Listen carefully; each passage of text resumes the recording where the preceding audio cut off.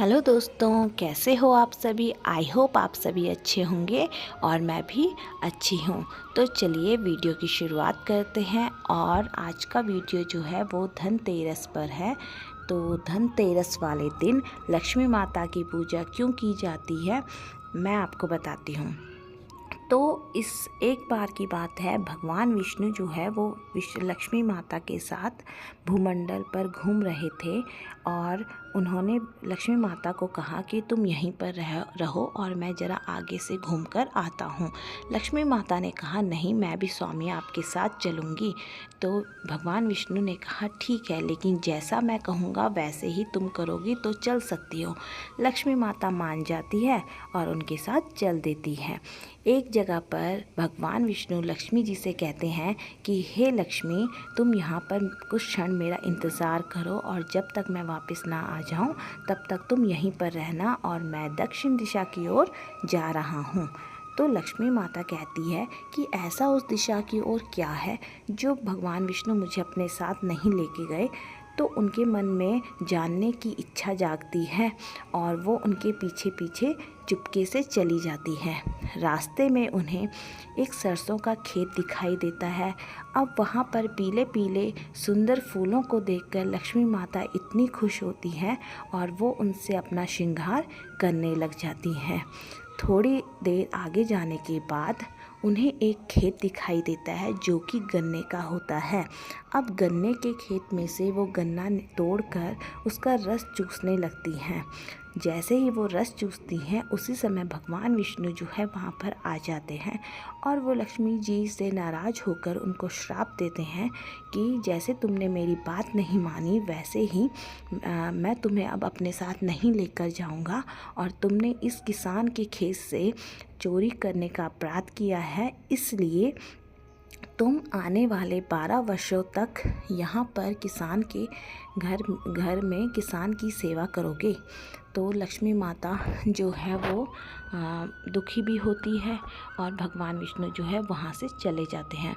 अब लक्ष्मी माता जो है उस किसान के घर पर 12 वर्षों तक काम करती है। एक दिन लक्ष्मी माता किसान की पत्नी से कहती है कि हे देवी, मैंने यहाँ पर लक्ष्मी जी की मूर्ति बनाई है, तुम सुबह स्नान करके सबसे पहले उनकी पूजा करना और उसके बाद घर का सारा काम करना, यानी कि रसोई वगैरह सब बनाना। तो जो इस किसान की पत्नी होती है वो मान जाती है उनका कहना और वो वैसे ही करती है। उसके बाद उनके घर में पूरी खुशियाँ धन धान्य से संपूर्ण हो जाता है पूरा घर और किसान के घर में खुशियाँ ही खुशियाँ हो जाती हैं। तो जब 12 वर्ष ऐसे ही दिन बीतते रहते हैं और 12 वर्ष जो है वो ख़त्म हो जाते हैं। फिर उसके बाद भगवान विष्णु लक्ष्मी जी को लेने आते हैं। अब जब किसान जो है वो भगवान विष्णु से कहता है कि हे भगवान, मैं लक्ष्मी जी को जाने नहीं दूंगा क्योंकि इनकी वजह से ही तो मैं यहाँ पर पहुँचा हूँ, तो मैं इन्हें जाने नहीं दे सकता हूँ। भगवान विष्णु कहते हैं कि अरे किसान,